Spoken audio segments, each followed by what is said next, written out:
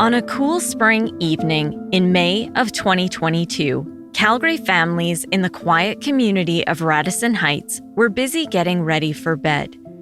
But about an hour before midnight, a violent and chaotic sequence of events unfolded. A gray car and a red pickup truck were reported to be driving erratically when shots rang out.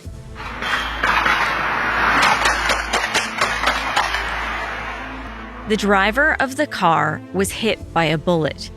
The red truck took off at speeds surpassing 150 kilometers an hour, more than 3 times the speed limit. Seconds later, a deadly crash. He took this person away who was loved by so many people. Hug your loved ones, man. Make sure they know that you love them. Bloody hell, you never know if tomorrow's gonna be there. I'm Nancy Hixt, a senior crime reporter for Global News. Today, on Crime Beat, I share the story of Angela Mackenzie, a mother of 5 whose life was senselessly taken, and the hunt for the man responsible. This is Gone in an Instant.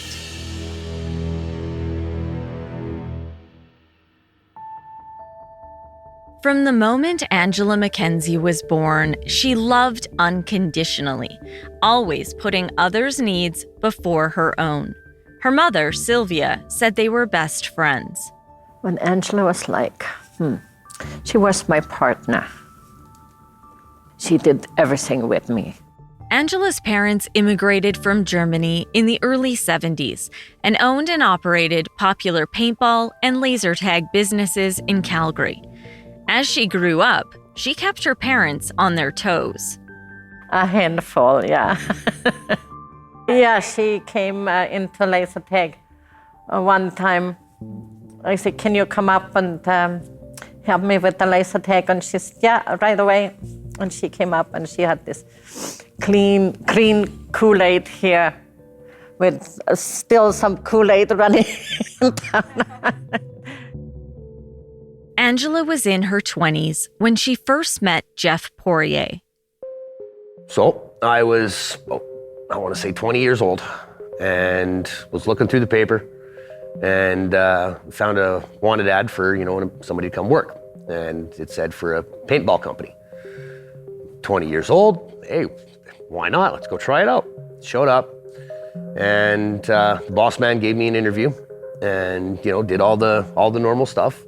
And by the end of it, he looked at me and says, "You seem like a great fit for us, but on one condition I'll hire you. You have to stay away from my daughter." So I did what the man asked. Jeff worked for the family for more than a decade. In the meantime, Angela got married and became a mother. She had 5 children, 2 sons and 3 daughters, including a set of twins. I knew every one of the kids from the day they were born, because the father I actually was friends with as well, because he worked at paintball with me and Ange. And then boss man got sick, and basically everything started to close down because just couldn't manage to do it properly, right? And we all lost contact for a while. As she grieved the loss of her father, Angela's focus became her children.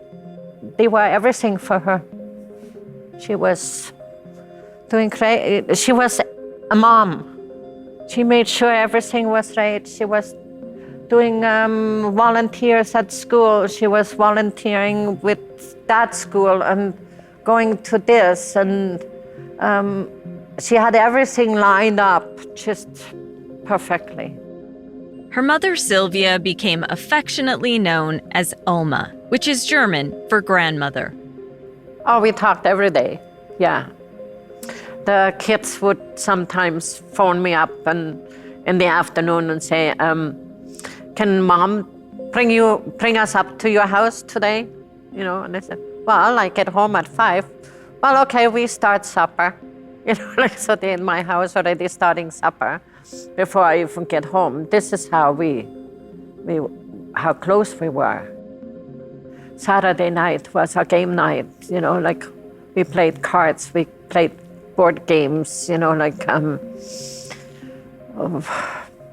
had supper, we ate junk food, we had fun.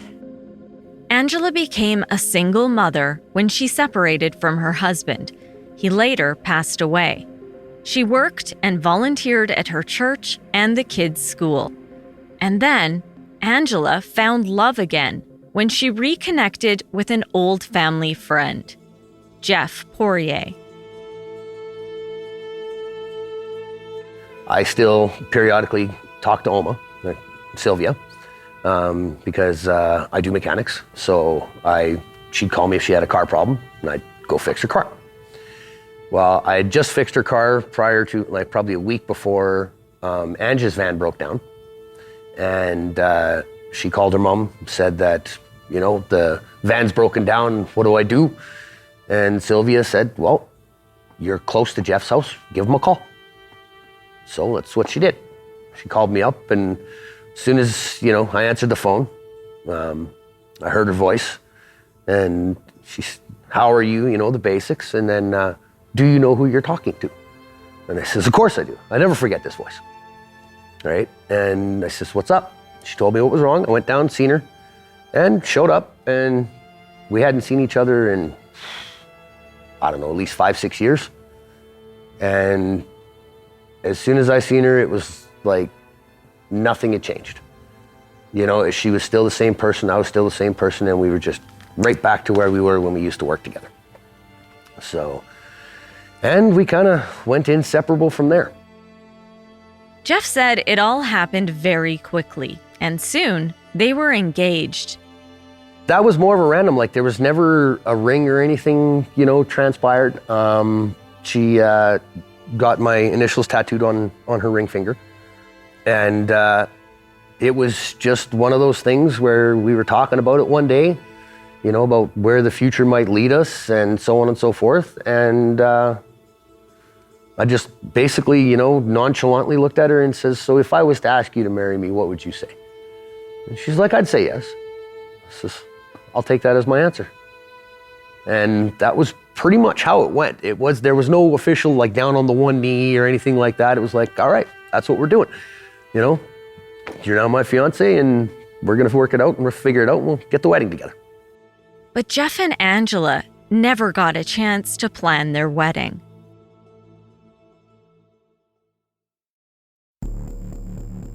Without warning, their whirlwind romance came to a devastating and abrupt end on May 10th, 2022. That night, the kids had stayed at home, and me and Ange were just out with some friends of ours, and we were gonna go to dinner, but I had a really wicked migraine. So I just went back to my mom and dad's to sit down on the couch and relax and take some pain meds. She left me there about 11 o'clock. I was laying on the couch with a cold cloth on my head, and she said, I love you. I said, I love you, and she walked up the stairs, and that was the last time I seen her. Angela met up with some friends, then started her drive home to her 5 kids. Unbeknownst to her, danger was headed in her direction. We received reports of kind of 2 erratic drivers on 36th Street. And then specifically that a red truck seemed to be chasing a smaller sedan type of vehicle. That's Calgary Police Homicide Detective Regan Hossick. She said moments later, shots were fired.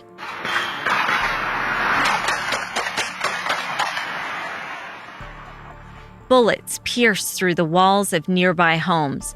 Miraculously, no occupants were hit, but bullet holes marked the close call. So both vehicles are traveling southbound on 36th Street from Memorial Drive. And at some point, the red truck is able to pull up next to the gray sedan. The occupant of that truck shoots at the gray sedan and then flees that shooting.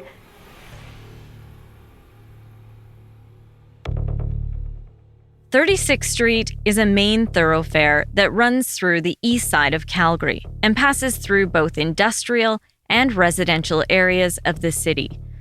The driver of the gray car was hit. He lost control and hit another moving vehicle from behind. The red truck took off at high speeds. What happened next was captured by several surveillance cameras in the area. In the footage, you see Angela driving her van northbound on 36th Street. As she turned left to go west, the red truck sped through the intersection. Angela's van was violently struck.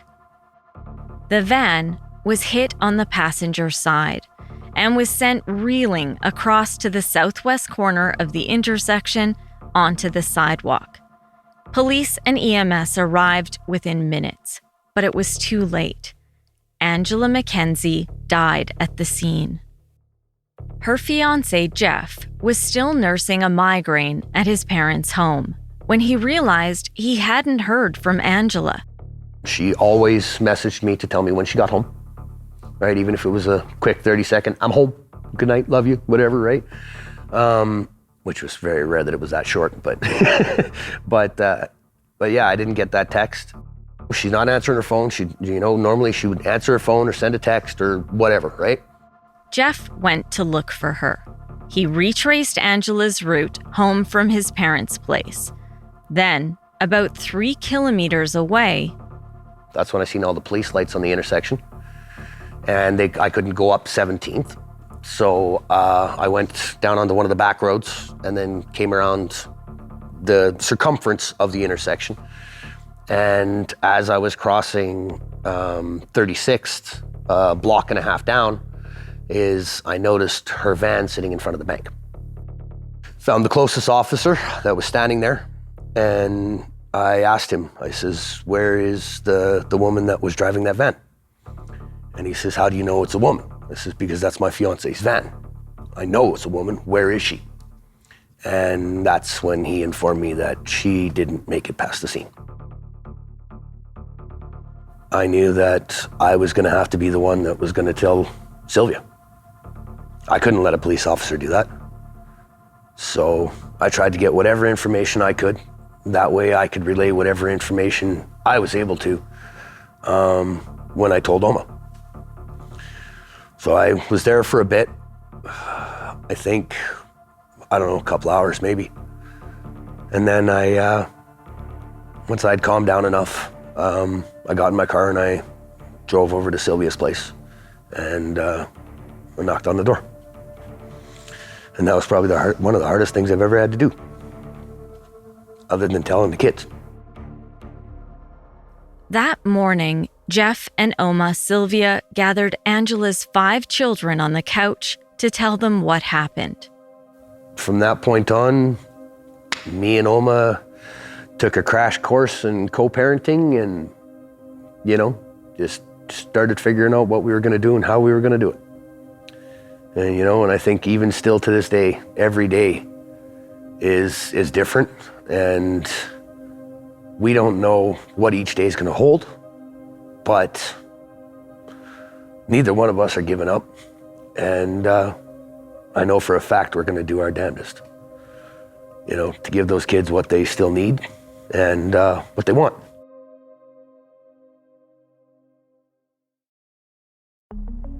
Meanwhile, police from several units arrived at the scene. Originally, the Calgary Police Guns and Gangs unit took charge of the investigation, given the shooting that preceded the devastating crash. They also brought in the Calgary Police Collision Reconstruction Team and Constable Robert Tell. My job is to attend either fatal or very serious collisions and to look at the physical evidence at the scene. I don't talk to witnesses, I don't listen to what the drivers say.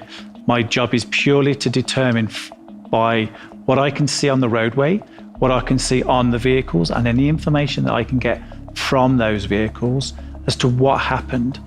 Constable Tell told me on newer vehicles, they can find out a lot of information from the airbag module.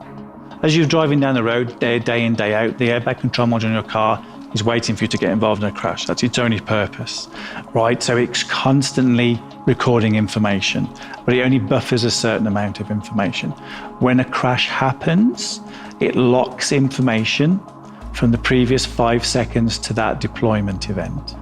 So you get 5 seconds of information, and that 5 seconds can include vehicle speed, whether the brake switch is on, the service brake, steering angle, yaw rate, the accelerator position, and different vehicle manufacturers have different types of information they record, but generally we get speed, whether the brakes are on or off, and steering and that types of stuff. In this case, police got a warrant to download data from the red truck. I was able to determine that at 5 seconds prior to the crash, the Chevy Silverado was traveling at 155 kilometers an hour. Now, it was increasing its speed at that point because the accelerator pedal was at 99%, which is almost full to the floor, right? So the speed did increase and actually increased to 157 kilometers an hour at one time. And then at that point, which I think was about 3 seconds prior to the collision, the accelerator came off, and at 1.5 seconds, the brake went on. For reference, the speed limit on 36th Street is 50 kilometers an hour. That means the red truck was going more than 3 times the posted limit at the moment of impact. Constable Tell said, given the high speed of the red truck, Angela Mackenzie wouldn't have known her life was in danger when she entered the intersection. She felt that she had sufficient time to clear the intersection, but the truck was traveling at such a high rate of speed that it closed the distance. The officer said the speed would also impact the red pickup truck's ability to stop. At the point when the brake pedal was depressed, the vehicle speed had dropped to 132 kilometers an hour, but the vehicle is traveling at 37 meters per second at that point. And if you think a basketball court is about 29 meters long, so the car is traveling in 1 second more than a whole basketball court. So we speak a lot in collision terms about perception reaction times. So the human body is not an autonomous machine. We're not robotic. We cannot instantly see something and then apply the brake. It takes our brain time to go, something happens, what do I do? Now I need to do something about it.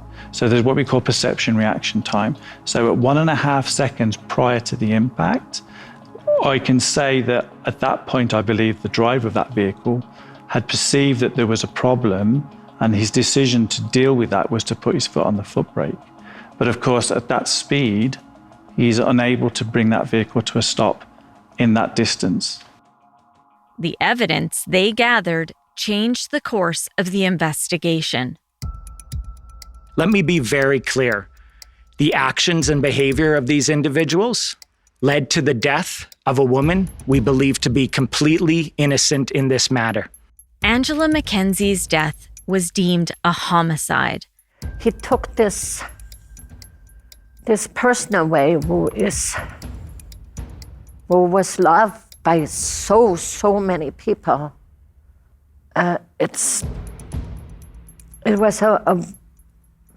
was so useless. There was no reason to any of that. And the man believed to be responsible was nowhere to be found. So we believe that there are people out there that know the whereabouts of the accused and that potentially assisted him in some way of evading arrest and fleeing a jurisdiction. That's next time on Crime Beat. Crime Beat is written and produced by me, Nancy Hixt, with producer Dila Velasquez. Audio editing and sound design is by Rob Johnston. Special thanks to photographer-editor Danny Lantella for his work on this episode. I also want to welcome the newest member of our team, Jesse Weisner, our Crime Beat production assistant. And thanks to Chris Bassett, the VP of Network Content, Production and Distribution and Editorial Standards for Global News. I would love to have you tell a friend about this podcast, and you can help me share these important stories by rating and reviewing Crime Beat on Apple Podcasts or wherever you listen. You can find me on Twitter at Nancy Hixt, on Facebook at Nancy Hixt Crime Beat, and on Instagram at nancy.hixt. That's nancy.hixt. Thanks again for listening. Please join me next time.